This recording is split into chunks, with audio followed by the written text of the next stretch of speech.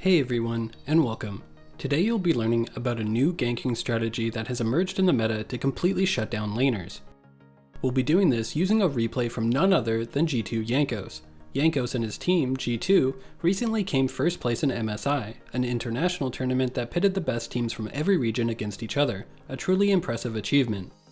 So let's get into it and learn from the best, with Jankos playing Lee Sin against Skarner.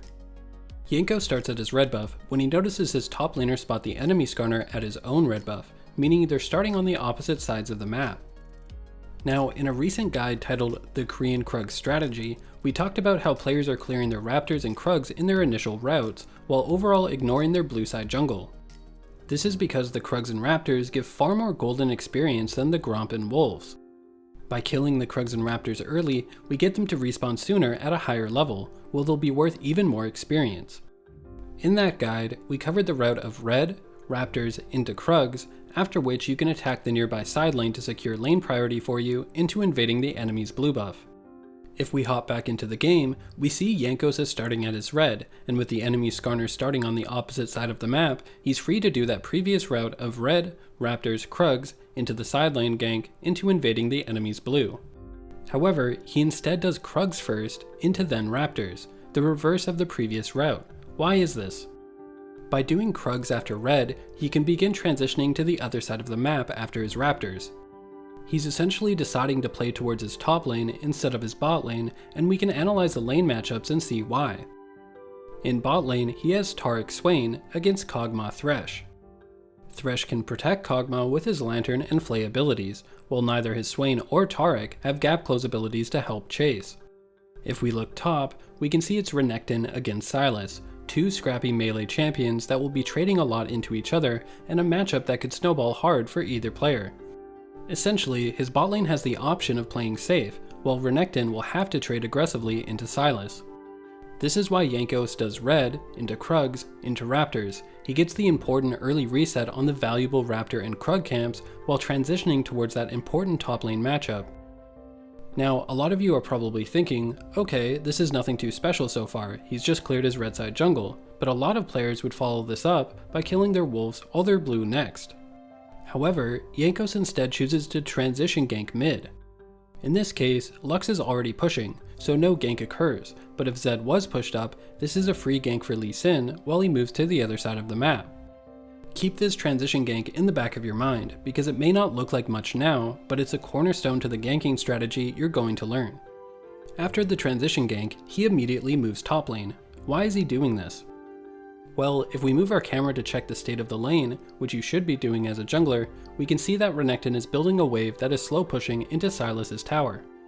This is a minion pattern all junglers should memorize. When a big wave is building and slow pushing to the enemy, this is indicative that a dive is available once the wave hits the tower. So Jankos moves into position and executes the dive as the big wave crashes. It takes a little longer than usual because Sylas is a totally balanced champion, but they end up killing him. Now, the reason why dives like this are so strong is that you not only kill the enemy, but deny him the big wave to the tower while he's dead. At this point, most junglers would notice the Scuttle Crab has spawned and would leave to go take it, but there's an important optimization you should all learn. Jankos stays to help clear the wave. There are two reasons for this. First, Renekton would take a long time to clear this wave on his own. We can see he's low on health and needs to recall, as Sylas will be coming back to lane with full HP. By helping him clear the wave, Renekton will get that recall off much faster. Secondly, it allows us to soak minion experience. This is absolutely key in the current jungle meta, so listen up. You should all know how jungle camps increase in experience the higher in level they are. However, minions don't work like that. They give a flat amount of experience over the entire game. They never increase or decrease. What this means is that minions are worth a ridiculous amount of experience in the early game. To put this into perspective, when Lee Sin soaks this one wave of experience, he actually soaked 172 experience. That's slightly more than a single jungle camp. You heard me right. By simply soaking this wave with Renekton, it's given him more experience than a camp, and it only took him 7 seconds. This is one of the secrets to keeping up with solo laners in the new jungle meta. As Jankos leaves, he sees Sylas teleporting in. Your jungle senses should be tingling. Both Sylas' teleport and flash are now on cooldown. we should be watching top lane like a hawk for opportunities for a repeat gank. Sure enough, Sylas goes aggressive and Jankos immediately reacts to re-gank him. He picks up an easy kill for himself into soaking a wave and a half of experience, the near equivalent of 2 jungle camps.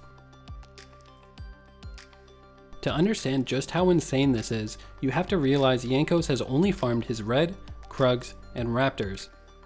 He then applied pressure through a transition gank mid into getting 2 kills top and the equivalent of 3 camps of experience from minions. That's farming 3 camps, landing 3 ganks, all before the 5-minute mark, while actually being ahead in experience. Now, a lot of you probably saw Jankos start to recall after the gank and are wondering what in the hell he's doing. We can see his entire blue side jungle is still alive. However, his Krugs have respawned and his Raptors will be spawning soon. If we take a look at this chart we made of jungle experience, we can compare this decision. His Krugs have respawned and are level 3. This means they're worth 318 experience. That's basically the same as the Gromp and Wolf camps combined. Remember though, his Raptors will be spawning right after. However, they will be level 5 by then, and worth 190 experience. When we combine the Raptors and Krugs together, they'll be worth 508 experience. If we add our entire blue side jungle of Gromp, Wolves, and Blue, it's only worth 495 experience. That's right, farming his Krugs and Raptors, 2 camps, will actually give more experience than farming the 3 camps in his blue side jungle. A lot of you are probably thinking, what about the gold? Maybe it's more efficient in terms of experience, but don't you lose out on gold? Here's what's really messed up. You don't. Krugs and Raptors will give 272 gold, while the entire blue side jungle only gives 286 gold. The difference is negligible. By recalling, he's making more efficient use of his time, only having to clear 2 camps to get the same experience and gold as farming 3. After he's cleared his Krugs into Raptors, a lot of players would then farm their blue side jungle since it hasn't been cleared once this entire game. Again though, we see this same ganking pattern, transition gank mid, into ganking top, into taking the nearby scuttle. This isn't just a one-off thing either, Jankos and other pros are doing this a lot in their games. For example, if we briefly take a look at Jankos playing Aatrox jungle, we can see him land 2 early ganks on bot lane. Once he goes back to base and heads back onto the map, he executes a transition gank mid to secure lane priority. Into a gank on bot lane, the same pattern we saw in the previous replay. Alright, we went over a lot, so let's briefly recap. You first learned how Raptors and Krugs are more valuable than Gromp and Wolves, which is why players are choosing to clear them in the opening routes to get them to respawn faster. A new ganking strategy is to do red, Krugs, Raptors, then instead of farming your blue side jungle, you transition gank mid and hit an immediate gank on the side lane. When successful, this can let you land a follow-up gank after taking the nearby scuttle. By soaking lane experience during these ganks, we actually get ahead in experience even though we haven't farmed our blue side jungle. We then recall in time for the Krug respawn, since killing the respawned Krugs and Raptors are more efficient than clearing our blue side jungle. We can then follow this up with the exact same pattern, transition ganking mid into a gank on the side lane.